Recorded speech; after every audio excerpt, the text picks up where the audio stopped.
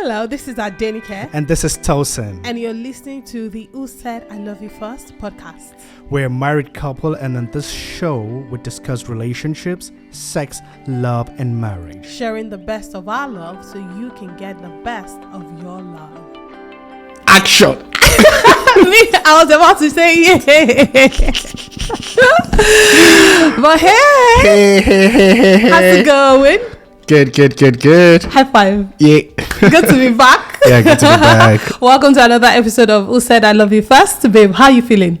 I feel thrilled this day. I believe it's... Why are you sorry as if you're in King James? As if you're in the Old Testament. He said, I feel thrilled this day. Was that what I said? Yeah. Well, you don't know what you said.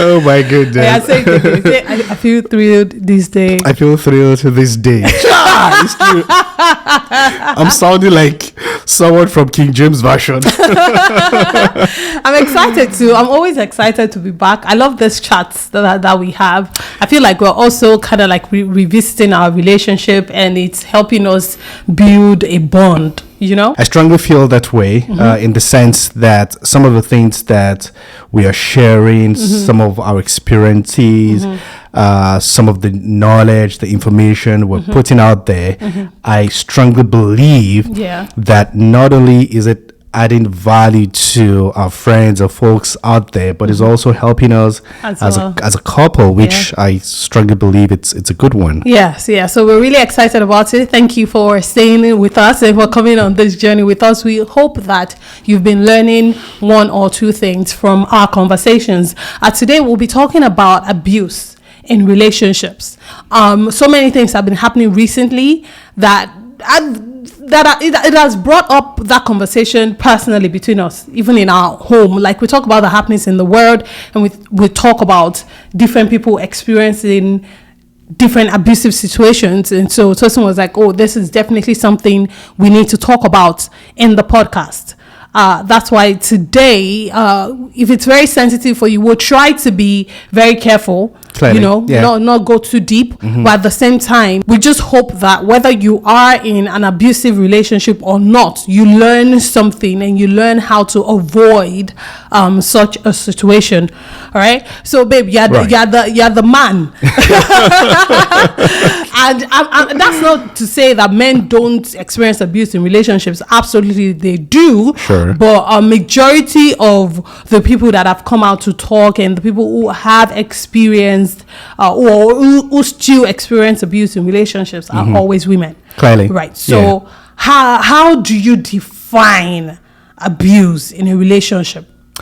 All right. So in defining abuse in a relationship, essentially it means that when you tend to see patterns of behaviors and attitude from one partner to another that aims to control that partner, to dominate that partner. Sometimes it goes as far as having authority, having power, and even to some extent of making that partner feel undermined of personal value, personal worth, losing self-confidence, losing self-esteem. So it's a set of behaviors and attitudes that often tend to degrade the other partner. Perfectly described. I think it captures your definition right now captures every form of abuse. Exactly. Yeah, yes, it captures mental abuse, physical abuse, emotional abuse. Clearly. I mean, abuse can come in different ways, in different forms. It doesn't always have to be aggressive. Abuse isn't always aggressive and in your face. Abuse can be very subtle. It can be just a little suggestions here and there that are quite emphatic. Right. I don't like the dress. I don't know why you're wearing that dress. I've told you I don't like that dress. The person isn't shouting. Yeah. The person isn't yelling. Yeah. But they're telling you, I don't like the dress you're wearing, and you are going to take it off. And you must take it off in order for you to proceed, in order for you to for the relationship to continue, because Obviously. that person is not going to let it go. If you insist on not taking it off, then it becomes a problem. That is also a form of abuse, right? So like Tosin just said, abuse is it comes in all manner of ways, and that's why a lot of people are or might be in abusive relationships and they won't even know You're very, very correct. that they are in abusive relationships. You're very correct, and the reason is because when a partner is using control, power, authority to degrade, to humiliate another partner, it gets to that point where the victim begins to question his or her existence, begin to question that, oh, am I really right for this person? Is it that I'm that bad in doing something? Is it that I can't achieve something right? Is it that whatever dress I put on, is it that it's always not just fine? Is it that I always have problems just making up just to please this particular person? So it is systematically gets into the mind and the heart of the victim, such that he or she begins to feel undermined in terms of personal worth, in terms of personal value, in terms of self-esteem and self-confidence. Yeah, absolutely. And then the person, I don't like to use the word victim, because I just feel like it's quite sensitive, isn't it? No, beyond it being sensitive, I feel like it weakens the party even more when you refer to them as a victim. Well, do you understand? I don't like to use that word, but this party that is on the receiving end of an abuse in a relationship, that party also starts to question themselves.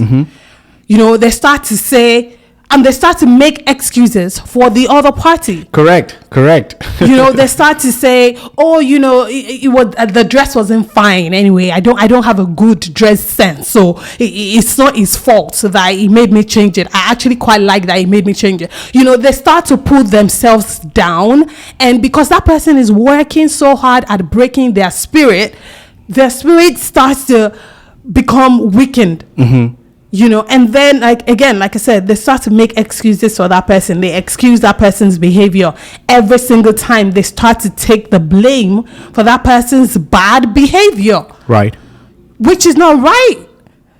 Because as humans, we are, in as much as we are married, in as much as we love each other, we are beings on our own. I'm a person. I have my own brain.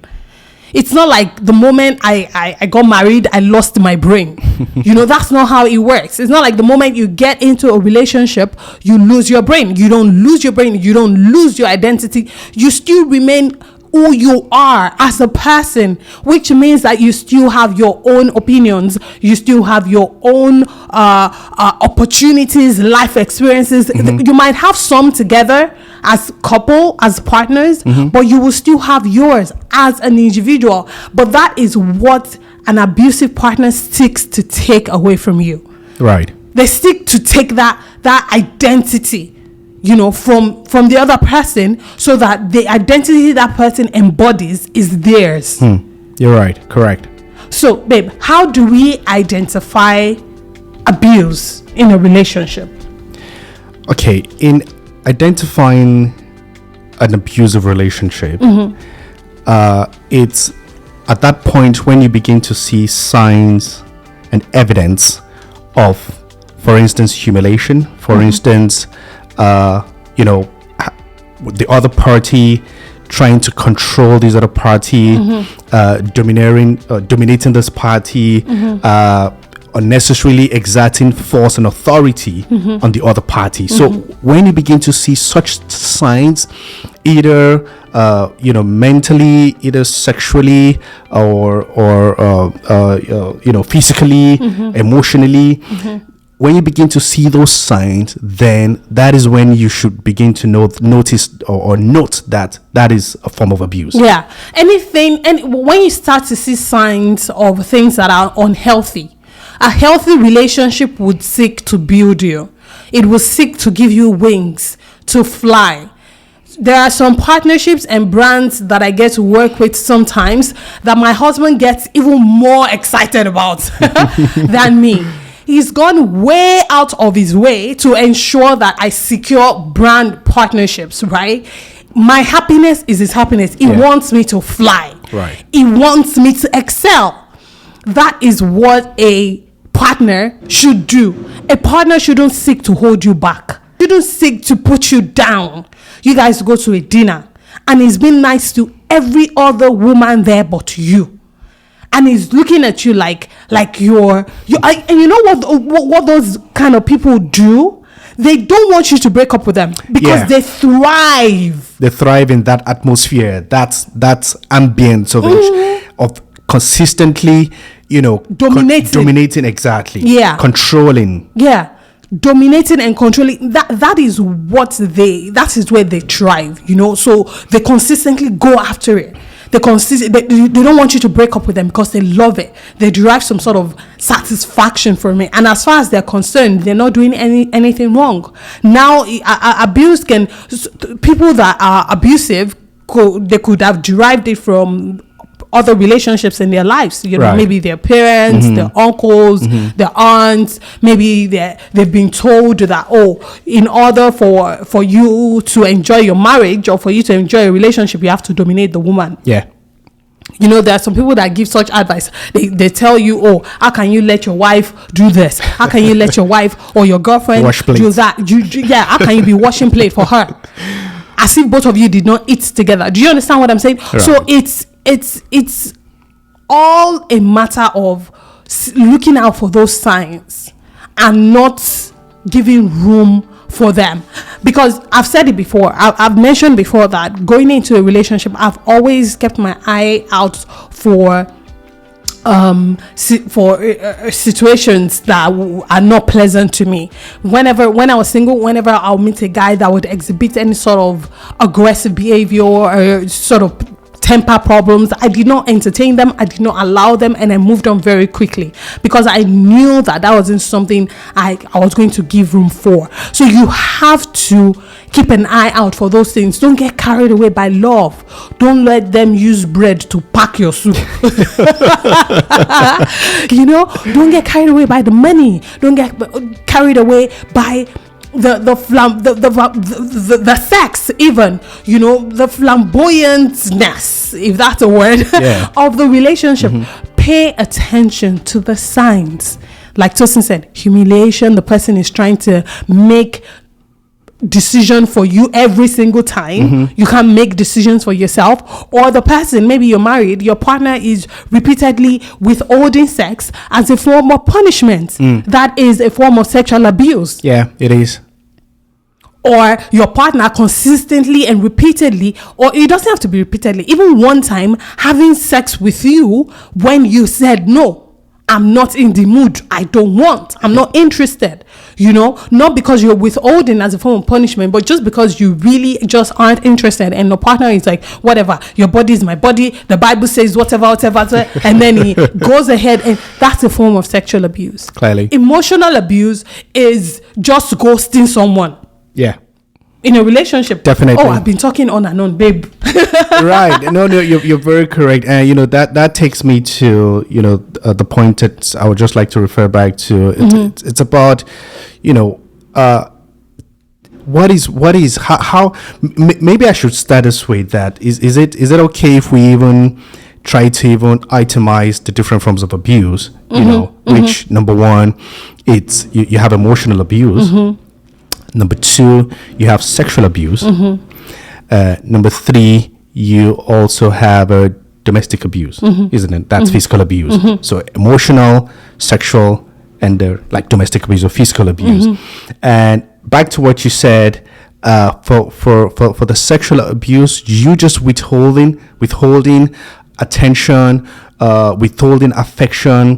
It's a subtle way of abusing the other partner, isn't it? Yeah, it is. It is. So you must just have that understanding, have that you there has to be a line where you understand where I'm being abused, I am abusing another partner. Very important. So what you just said, just to repeat what you said, was that there has to be a line, and you also have to be aware of that line. That okay, when am I the abuser and when am I the abusee? Exactly. Okay. Yeah, because it's important. Yeah. And the reason is because maybe we should even ask. I should ask you this question: that what about in a situation whereby the two parties are abusing each other? Yeah, there is that. Absolutely, that happens as well. Yeah, and that's very much unhealthy. Some people like very toxic, very aggressive relationships, and that is what they seek to go after. But if you are listening to us, then you definitely do not want that. What you want is a healthy relationship, right? A healthy relationship does not give room for toxicity. No. And like Tosin said, there are some partners that abuse each other, and I'm not talking about insults. I'm not talking about trading insults. I'm talking about they trade words, hurtful words. They hit each other even, and they still continue on in that relationship. It is absolutely unacceptable. It is absolutely unhealthy. You do not need such drama, such unhealthiness in your life. You should not give room for it. Tosin made mention of something earlier, which I want to refer back to, and that's the fact that there's a line, and you have to be cautious of it as well, so that you don't become an abuser thinking you are the abusee. Exactly. Do you understand? Because sometimes you also say, when you say hurtful things to someone, when you seek to break someone's spirit, you know what you're going to say, you know how it's going to hurt this person, right? But you still go ahead and say it. And you say it repeatedly. When you raise your voice at your partner repeatedly, just because you're having an argument doesn't mean that that's an opportunity to hurt each other. Right. It doesn't mean it's an opportunity to break each other. Because guess what? You're still going to fight tomorrow. Or quarrel. Yeah. You're still going to quarrel next week. Definitely. You don't. Well, someone once said that, the sign of a good relationship is learning how to fight. Oh, really? Yes. Okay. That it's not even communication. It's not sex. Communication is good. Sex is good. But you have to learn how to fight, because you are going to fight. Yeah. Right? Yeah. It is certain. It's a fact. It's inevitable. But learning how to fight is very crucial. Yeah. So in putting it in another perspective, ensuring that you manage your differences well. Well, yes. Yeah. So just to make it very simple, you must honor each other's differences. You must ensure that you're able to tolerate your partner, and ensure that you don't abuse. And just before we go on, as you were talking about the abuse, just to put it in perspective as well, there are like about kind of 4 stages of abuse in terms of emotional abuse. Now, so the first one is when tension begins to build. That is when the abuser begins to display high level of anger, like you said, begin to throw things. Then the second part is when the abuser acts that action itself. Which can be any form of abuse. Now, it can be sexual, emotional, physical, or as the case may be. And the third one is the honeymoon. What's the honeymoon? So, I don't know that one. Yeah. So the honeymoon is where the abuser comes back. Exactly. With the flowers. How do you know? Begs for forgiveness, Right. Says, I'm not going to do this again, that I'm so sorry. In fact, some of the like the abuser himself, or he or she, in whatever case it is, would even say that, you caused this, you made me to abuse you. You can imagine. And the last part is like the calm period, and the calm period is where it seems as if no such thing of abuse happened, such that you guys can even go 6 months, 1 year, and it will just be as though nothing of such happened. Wow. However, it might recur again. So it's like in recurring stages, and just because I know you don't like the word victim or the other party now, just because he or she is used to that particular dynamics, that particular framework, they would just forgive that person again and just move on and begin into that sequence again, begin to go into that series again. Just recurring. It just pattern exactly. Just continues. The pattern keeps repeating itself. You know, that's what happens with abuse. Like Tosin mentioned earlier, another thing an abusive person does is to say to you, "Well, it's your fault. Exactly. You made me do it.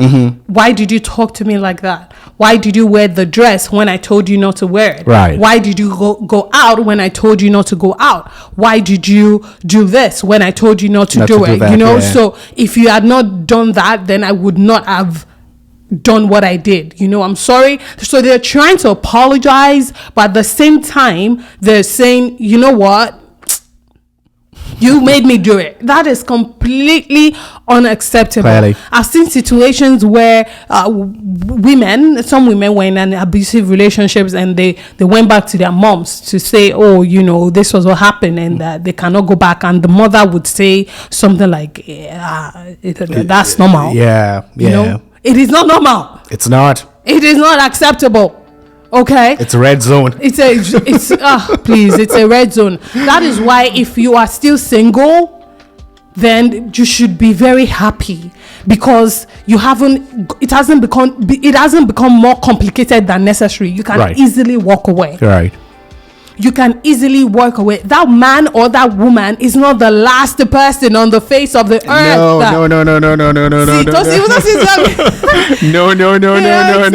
It's not. You're not their punching bag. You're not. So I was listening to a pastor one time. Right.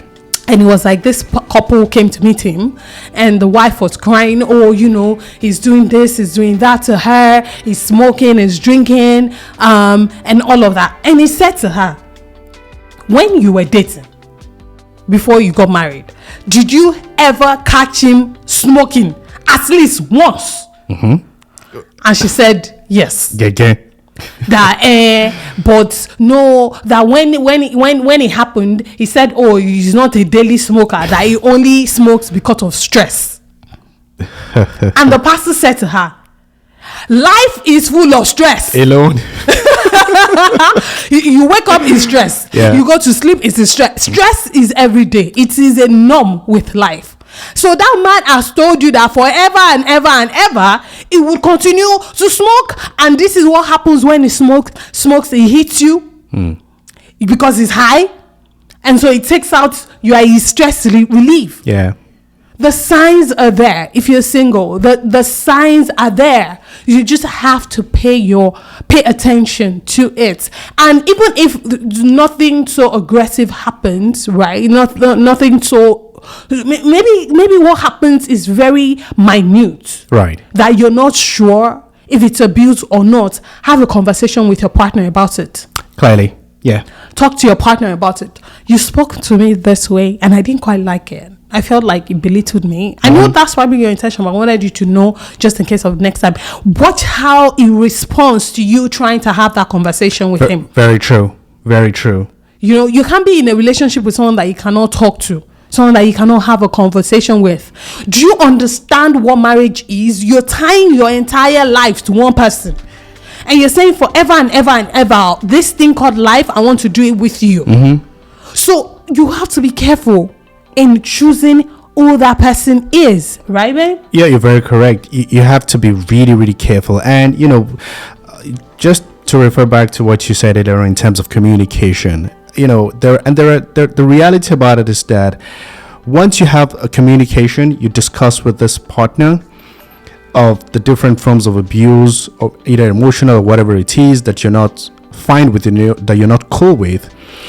And once you guys have the conversation and you watch out of how he or she responds, if it's if it results such that the partner isn't responding in a positive manner, then it's either you seek help, you seek counseling, you seek therapy, And if that still doesn't work, then you walk out. It's as simple as that. It's your choice, Especially if it's domestic. Especially if it's domestic. Yeah. So even if you're still dating, right, and with domestic, Tosin is talking about physical abuse. Exactly. Right. Yeah. So if you're still dating, then the first thing I feel like you should do. We're kind of going into what to do now, but before we go into what to do, I also want us to mention temperament and anger and abuse. Okay, all right. Right, because a lot of people become abusive when they are angry. Right, in life, you will always get angry at one point or another. So are you now saying that for every time you get angry, you're going to be taking out your anger and your frustrations on this person? Do you understand? When someone has even if they don't hit you, but when they're angry, the next thing they do is start breaking things. That's the problem. Yeah, it is. That person has temper issues, anger issues. They need to seek anger management, right? Because guess what? What happens in a day where it's just two of you and they don't have access to anything to break? Do you get what I'm saying? Like, someone cannot come and visit you. The TV is broken. The frames are broken. All the cups in the house are broken. Like, what is going on? When that was one thing I was always on the lookout for when I was single. You have anger problem, you cannot be my boyfriend. Do you understand? I cannot date you. It cannot work. I cannot date someone. Not because you're the spawn of the devil or whatever. That's not what I'm saying, right? I'm just saying that it just doesn't work for me. And I'm still working on myself, so I cannot say let me help you. So maybe you go and seek your own help somewhere else. Do you understand? And such people don't even know they have. Some don't know that they have temper problems. Others know they do, and they've accepted it as a part of them. Correct. Oh, that's just the way I am. That's not the way you are. You're just badly behaved and you've refused to work on yourself. That is it. Because there is no one that cannot improve. That is the reality.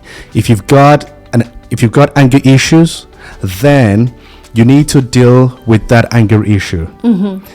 And by yourself. Exactly, by yourself. And that's why you need to self-manage yourself. You need to be self-aware of that anger problem and ensure that you're able to manage it. And in managing it, you can either manage it all by yourself to be disciplined or you seek help. Yeah. As simple as that. Yeah. Right. Yeah. So that is where temper comes in abused, and don't give room to that. Don't let it. Of course, you yourself, like we've been saying repeatedly, you also have to be aware. Some people get angry and they start to talk anyhow. Again, you can be abusive with your words. You can be abusive with how you choose to speak to someone. Correct. Right. So don't let anger control your behavior or your speech. Don't say, "Oh, I was angry when I said it." It doesn't matter. You said it and you said it, and you can never take it back.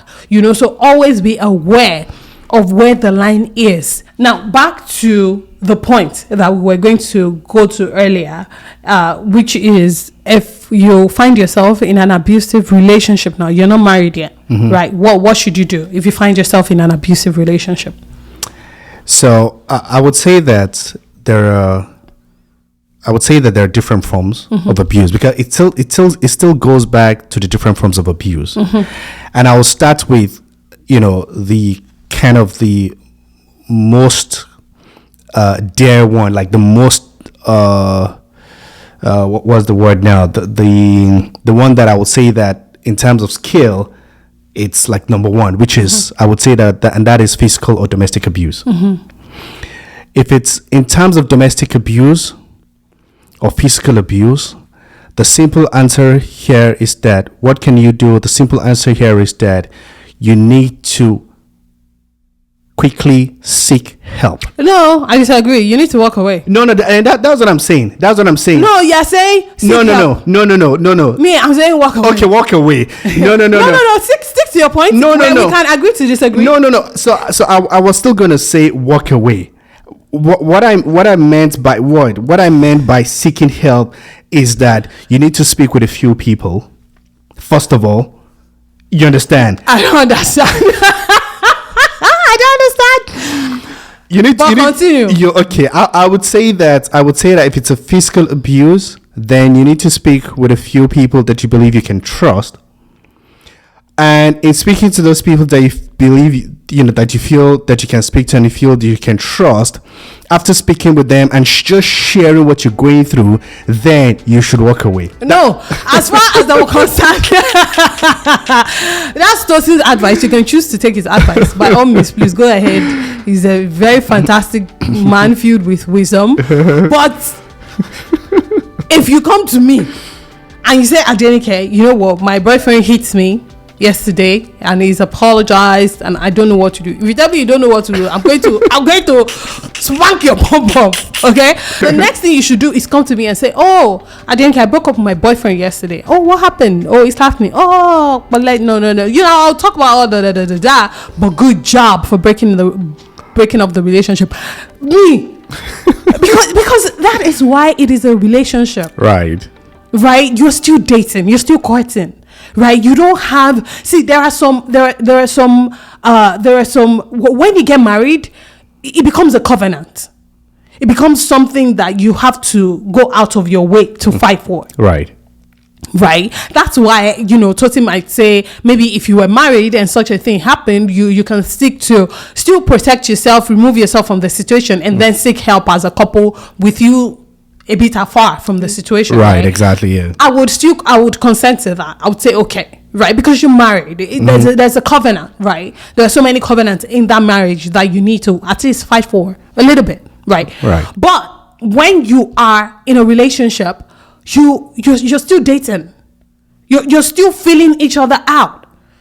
Until the moment you say I do, you can say I don't. And it is perfectly okay. That is why it is a relationship. Correct. Don't be pressured into marriage by society, by we've been dating for 5 years, he's the only one, No, don't be pressured by all those things, right? So, Tosin is saying, seek help, talk to people about it, that's good. Me, I'm saying, take a walk. Sis or bra. No, definitely. There is no how that I would say that, when you've been physically abused, you should wait forever before you run away. No.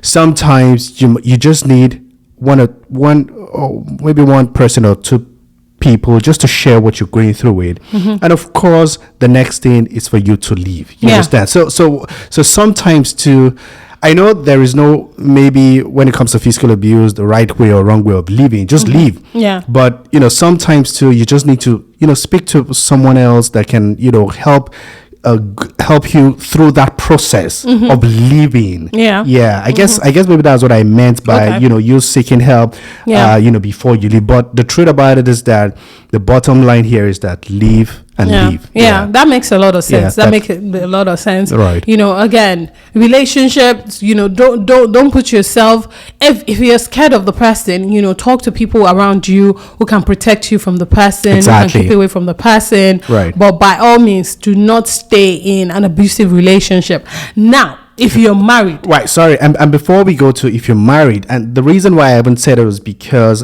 in the study that was conducted, particularly here in the US, from research, it said that most abuse or most kind of accidents or, injury from intimate relationships actually happened after separation.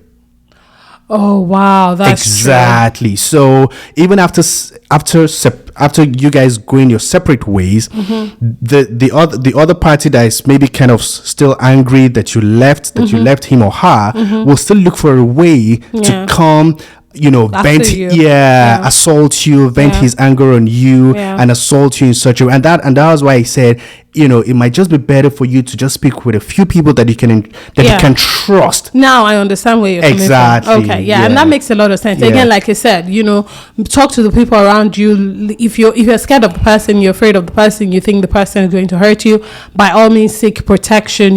Keep yourself, if you have kids involved, keep yourself far away from the person and all of that. Now if you're married, of course, again, you need to separate yourself from that situation. You still need to take a break from them, like separate from afar. Right. And then seek help. You don't want to put yourself in that situation where, it can happen at any time and any day. It's risky. There are so many things that could go wrong. Separate yourself from that situation and then seek help. Seek therapy. Let the person know that if they're truly sorry and they want you back, you need to seek help. You need to go to therapy. That's what I would say for a marital relationship. Now, if it becomes a situation of you being to therapy, it's a repeated behavior, it's starting to threaten your life or maybe the life of your kids. Mm-hmm.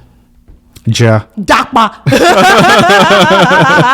Ja. Yeah. I know this was a very sensitive topic, but I'm glad sensitive. We got to talk about it and express our thoughts on it. Yeah, me too. And the truth about it is like what Adenike said. It's a very sensitive topic, where all we're saying here is for you to have better understanding, have some knowledge, have some information, perhaps some experiences of people that have been abused that you've heard from, and just learn from it. Learn from these experiences, learn from this research, and make the best decision. And the reality about it is that we strongly believe that if you're able to make the decision, you would get the love life you've consistently dreamt of, and joy and happiness will definitely be in your life. Absolutely. Clearly, a healthy, happy relationship and home is what you deserve, and it's what you should work towards getting. Okay?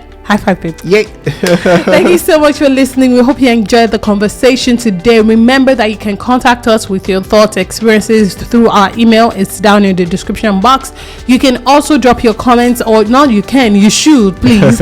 Go ahead and drop your comments, thoughts down in the comment section. Give us a great rating if you're listening to the podcast on any of the podcast platforms. Okay, thank you so much for listening. It's been so much fun and enlightening talking to you, and we hope to see you again very, very soon. Yep, until next time, we hope that you keep winning and loving. Yeah, he did not rehearse that, by the way.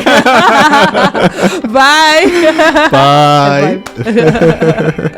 Thank you for listening to Who Said I Love You First with Adenike and Tosin. We hope you got value from today's conversation. Please share this podcast on your social media and drop a lovely rating. Yes, and subscribe so you don't miss the next episode. See you soon.